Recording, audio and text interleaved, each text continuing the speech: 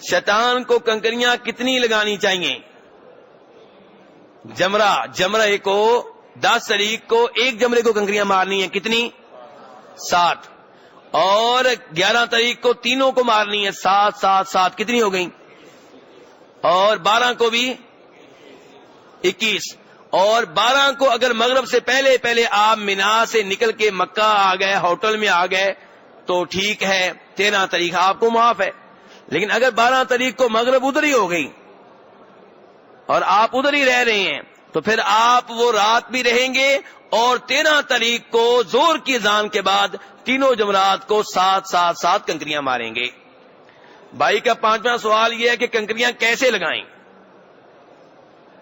میرے بھائی کنکری آپ کی جو ہے چنے کے دانے کے برابر ہونی چاہیے.